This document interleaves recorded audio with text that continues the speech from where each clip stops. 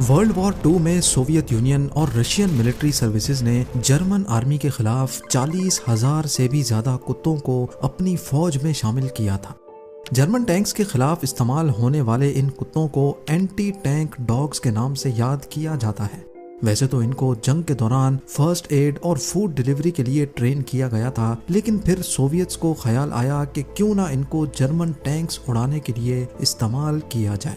زیم T V کی videos میں ایک بار پھر سے خوش آمدید۔ ناظرین، یہ ایک ایسا کام تھا جس کے لیے کتوں کو بھرپور ٹریننگ کرانے کی ضرورت تھی، اور ٹریننگ کے لیے سوویت آرمی کے پاس کوئی خاص ٹریننگ اسکول ہی نہیں تھا۔ لہٰذا 1935 میں انہوں نے سرکس ٹرینرز اور کئی اینیمل سائنٹسٹ کو بھی اپنے ساتھ شامل کر لیا۔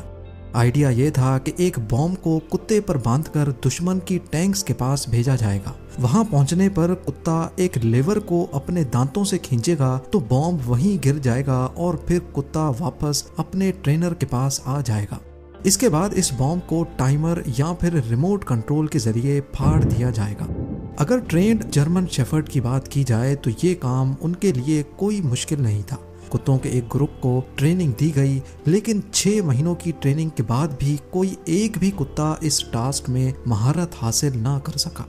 اس کی وجہ یہ تھی کہ ان کو ایک کھڑی ہوئی ٹینک پر ٹریننگ دی جا رہی تھی، اور جب ٹیسٹنگ کے طور پہ ان کو نئی لوکیشن پہ اور چلتی ہوئی ٹینک کے سامنے یہ ٹاسک دیا گیا تو کتے کنفیوز ہو جاتے تھے کہ بوم کو کہاں گرانا ہے، اور اس بات کے کافی چانسز تھے کہ میدان جنگ میں کتے یہ بوم واپس اپنے ٹرینر کے پاس لے کر آئیں گے۔ صرف اتنا ہی نہیں، اگر ان میں ٹائمر بوم لگا ہوگا تو وہ واپس آ کر الٹا سوویتس کے بیچ میں ہی آ کر پھٹ سکتے ہیں۔ اس مسئلے سے نمٹنے کے لیے ایک نیا آئیڈیا اپنایا گیا۔ اس بار کتوں پہ ایسے بوم لگائے گئے جو کسی بھی چیز سے ٹچ ہوتے ہی پھٹ جائیں گے۔ ظاہر ہے اس میں کتا بھی مارا جائے گا۔ اس نئے آئیڈیا کو حقیقت میں بدلنے کے لیے پہلے کتوں کو بھوکا رکھا جاتا تھا، اور ان کو ٹریننگ دی جاتی تھی کہ ٹینک کے نیچے ان کا کھانا لٹکا ہوا ہے۔ جیسے ہی کتے ٹینک کے نیچے کودیں گے، ڈیٹونیٹر پہ پریشر پڑے گا اور وہ کتے سمیت پھٹ جائے گا۔ اس بار سوویتس نے کتوں کو اصلی بیٹل فیلڈ والی ٹریننگ دینا شروع کر دی، جس میں چلتی ہوئی ٹینک کے نیچے کودنا اور حتیٰ کہ گن شاٹس اور دھماکوں کی آوازوں سے بھی ان کو یوز ٹو کیا جاتا تھا۔ ٹریننگ کے دوران صرف ایک چیز نقلی تھی، اور وہ تھا ان پر لگا ہوا بوم۔ کئی مہینوں کی ٹریننگ کے بعد یہ اب کامیاب ہو چکی تھی۔ کتے چلتی ہوئی ٹینک کے نیچے بھی کودنا سیکھ چکے تھے۔ اب باری تھی اصلی جنگ میں ان کو استعمال کرنے کی۔ ایک کتے پر 12 kg کی مائن لگائی گئی، اور لانچ سے پہلے ان کی سیفٹی پن بھی نکال دی گئی۔ لکڑی کے لیور سے ایسا میکینزم بنایا گیا کہ جیسے ہی کتے ٹینک کے نیچے کودیں گے، ان پر لگی مائن خود بخود پھٹ جائے گی۔ آپ کو یہاں بتاتے چلیں کہ ٹینک اوپر سے بھلے ہی کتنی ہی مضبوط کیوں نہ ہو، پر اس کے نیچے بلاسٹ کرنے سے ٹینک کو آسانی سے ناکارہ بنایا جا سکتا ہے۔ 30 کتوں کو پہلی بار 1941 میں جرمن ٹینکس پر چھوڑا گیا۔ سوویتس کو اس بات کا بالکل بھی اندازہ نہیں تھا کہ ان کی ٹریننگ میں ایک بہت بڑا لوپ ہول تھا۔ اصل جنگ کے میدان میں سوویتس کے چھوڑے ہوئے کتے جرمن ٹینکس کے قریب بھی چلے گئے، لیکن ان میں سے اکثر نے ٹینکس کے نیچے کودنے سے انکار کر دیا۔ الٹا وہ جرمن سولجرز کے فائر کی وجہ سے گھبرا کر واپس سوویتس کے پاس آتے اور ان کے بیچ ہی آ کر پھٹ جاتے تھے۔ سوویتس کو سمجھ نہیں آ رہا تھا کہ یہ کتے آخر جرمن ٹینکس کے نیچے کیوں نہیں کود رہے۔ اب واپس لوٹنے والے کتے سوویتس کے گلے پڑ چکے تھے، لہٰذا انہوں نے فیصلہ کیا کہ جو بھی کتا واپس لوٹے گا اس کو راستے میں ہی مار دیا جائے گا۔ 30 میں سے 4 صحیح نشانے پر پھٹے، 6 واپس آ کر پھٹے، 3 کو جرمنز نے مار دیا، اور باقی سب کو جرمن سولجرز اپنے قبضے میں کر گئے۔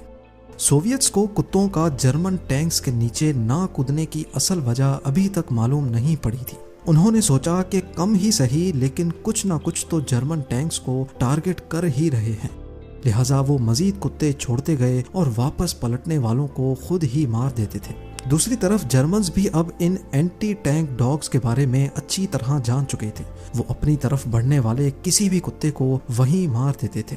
لانچ کیے گئے کتے یا تو جرمن ٹینکس کے نیچے پھٹ جاتے تھے، یا ان کو پہنچنے سے پہلے ہی مار دیا جاتا تھا، اور بچے ہوئے کتے جو واپس لوٹتے تھے ان کو سوویتس مار دیتے تھے۔ یہ اتہاس کا شاید ہی وہ واقعہ تھا جس میں سب سے زیادہ کتوں کا قتل عام ہوا تھا۔ بعد میں معلوم پڑا کہ کتوں کو سوویتس نے جن ٹینکس کے نیچے کودنے کی ٹریننگ دی تھی ان میں ڈیزل انجن لگا ہوا تھا، جبکہ جرمن کی ٹینکس پیٹرول پہ چلتی تھی۔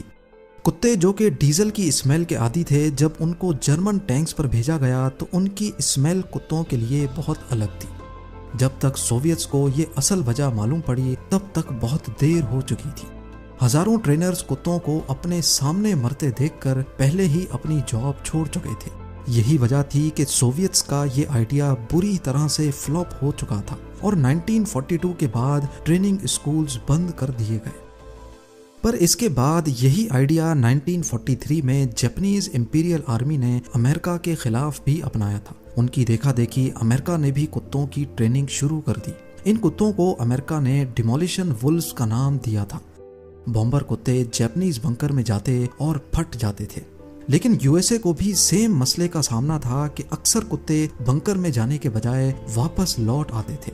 اگلے کئی مہینوں تک کتوں کے واپس لوٹنے کا کوئی خاص سولوشن نہ نکل سکا، لہٰذا 17 دسمبر 1943 کو امریکہ نے بھی ہار مانی اور سیفٹی کی وجہ سے ڈیمولیشن وولفز پروگرام ٹرمینیٹ کر دیا۔ یہ تو کہانی تھی اینٹی ٹینک ڈاگز کی، لیکن کیا آپ کو معلوم ہے کہ ورلڈ وار 2 میں ایسے گائیڈڈ میزائلز بھی بنائے جا رہے تھے جن کو انسان نہیں بلکہ کبوتر کنٹرول کرتے تھے؟ جی ہاں، جیسا کہ آپ لوگ زیم ٹی وی کی ایک ویڈیو میں مدو مکھیوں کو ایکسپلوسیو اور ڈرگز ڈیٹیکٹر کے طور پہ استعمال ہوتا دیکھ چکے ہیں، اسی طرح کبوتر کو بھی ٹرین کیا جا سکتا ہے۔ اس ویڈیو میں آپ 2 کبوتروں کو بال کے ساتھ کھیلتے دیکھ سکتے ہیں۔ جیسے ہی دوسرے کبوتر سے بال مس ہوتی ہے تو شاٹ مارنے والے کبوتر کے لیے ایک چھوٹا فیڈر کھل جاتا ہے جہاں ریوارڈ کے طور پہ اس کو کھانا دیا جاتا ہے۔ لیکن سوال ہے کہ پنگ پونگ بال کھیلنے والے کبوتر ایک میزائل کو کیسے آپریٹ کر سکتے ہیں؟ کبوتر کو ٹریننگ دینے کے لیے اس کو ایک ہارنس میں ڈالا جاتا تھا اور پھر اس کے سامنے ایک سرکل گھمایا جاتا تھا۔ کبوتر کو ٹرین کیا جاتا تھا کہ اگر وہ اپنی چونچ اس سرکل پہ مارے گا تو پھر ہی اس کو کھانا دیا جائے گا۔ جب کبوتر ٹریننگ کا یہ پہلا فیز کمپلیٹ کر لیتا تھا تو پھر اس کی چونچ پر ایک میٹل اسٹرپ لگائی جاتی جو کہ ایک وائر کے ساتھ کنیکٹڈ تھی، اور جب بھی کبوتر اپنے ٹارگٹ پر چونچ مارے گا تو اس کی موومنٹ کبوتر کی چونچ کی موومنٹ کے ساتھ چینج ہوتی تھی۔ اگلی بار کبوتر کے سامنے میٹل پیس کی جگہ ایک وار شپ کی تصویر لگائی گئی۔ کبوتر جو کہ پہلے ہی کافی ٹرین ہو چکا تھا، وار شپ کی اس تصویر کو ونڈو کے سینٹر میں رکھنا اس کے لیے کوئی مشکل کام نہیں تھا۔ یہی میکینزم استعمال کر کے کبوتر کی چونچ کے ان پٹ سگنل کو ایک گائیڈڈ میزائل چلانے کے لیے استعمال کیا گیا، جس میں کبوتر اس میزائل کے اندر ہی ہوگا۔ جب بھی میزائل ٹارگٹ سے ہٹنے لگے گا، کبوتر کی چونچ کا سگنل میزائل کے رڈر کو ایڈجسٹ کر کے واپس وارشپ کی طرف کر دے گا۔ American psychologist B F Skinner جو کہ اس پروجیکٹ کے پیچھے تھے، وہ یہ ایکسپیریمنٹ کامیابی سے کر چکے تھے اور یو ایس نیوی اس میزائل کو آلموسٹ اپروو بھی کر چکی تھی۔ لیکن 1953 میں الیکٹرونک گائیڈڈ میزائل ٹیکنالوجی کافی میچور ہو چکی تھی، اسی وجہ سے بی ایف اسکنر کے اس پروجیکٹ کو ڈس اپروو کر دیا گیا۔ لیکن ایسا نہیں ہے کہ اس کے بعد پرندوں کا استعمال ختم کر دیا گیا۔ پرندوں کو ہتھیار کے طور پہ آج بھی استعمال کیا جا رہا ہے۔ ڈچ پولیس کے پاس ٹرینڈ ایگلز ہیں جو ہوا میں موجود ڈرونز کو زمین پہ گرا سکتی ہیں۔ چھوٹی ایج سے ہی ان کے برین کو ڈرون کے خلاف ٹرین کیا جاتا ہے اور ظاہر ہے اس کے بدلے میں ان کو ریوارڈ بھی دیا جاتا ہے۔ ڈرون کے تیز گھومتے ہوئے پراپس ایگل کے پیروں کو نقصان نہ پہنچائیں، اس کے لیے ان کو خاص گلوز بھی پہنائے جاتے تھے۔